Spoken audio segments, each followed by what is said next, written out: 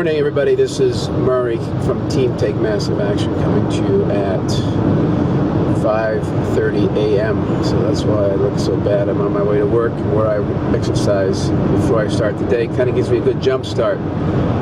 So today's video is part of my 90-day challenge. I don't know what day we're on, but I know that it's an awesome challenge. And I appreciate you allowing me into your life to share my life with you. And this is a story about byproducts and recycling. In the 70s, my father is a part-time artist, very, very good artist, very creative. I mean, he always had a regular job, regular business, but he's dabbled in various things. And in the 70s, the particular period that I'm talking about, he dabbled in metal sculpture, which meant that we had, probably illegally, as I look back, 70s, there was not the kind of regulations and stuff that you have now, but he had an acetylene torch set up down in the basement with an oxygen tank and an acetylene gas tank.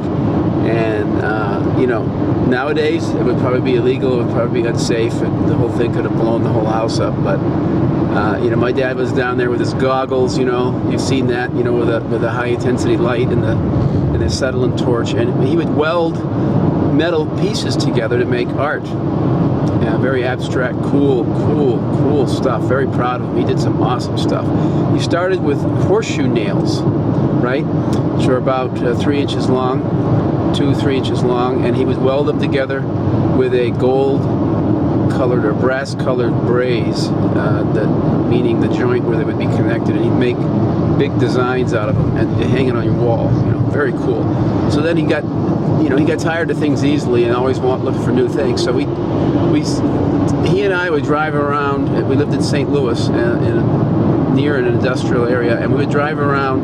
Before they had major recycling, there would be byproducts of manufacturing facilities, you know, metal stamps, little metal chunks or metal circles or metal, depending on the factory, but you'd get these little metal pieces, right?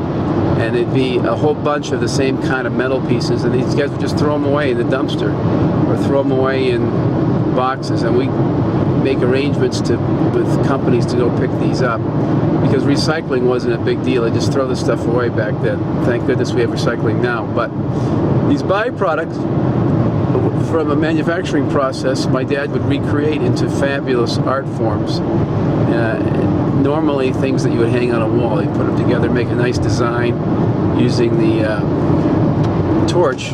And so the point of the story is the byproducts of the manufacturing process were put back into circulation as art, and became almost as valuable as or more valuable than the original intent of the material in the manufacturing process. So how does that relate to this, to marketing or to anything else? Well, how you use your time, your spare time. Your spare time is your byproduct of your day-to-day activity. Think of it like that, right? Pretty cool. So your spare time is not the time that you originally had, you know, focused on your work or your family life, and just kind of loose change, so to speak. And how you use your spare time is an indicator of how far you're going to go, how successful you're going to be. Are you recycling your spare time, the byproduct of your day-to-day life, into something productive? Like right now, I am using my commuting time, a byproduct of my day, into a constructive, I hope this is constructive video. And I'm sorry if my eyes aren't on the camera, but I'm trying to avoid getting killed.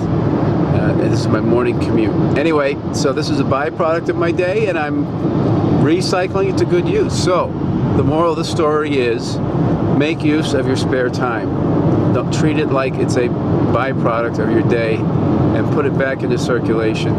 Put it back into good use, into your business or life, and you will start to see, I mean, what are some of the things you can do? I mean, think of things you can do efficiently with your spare time.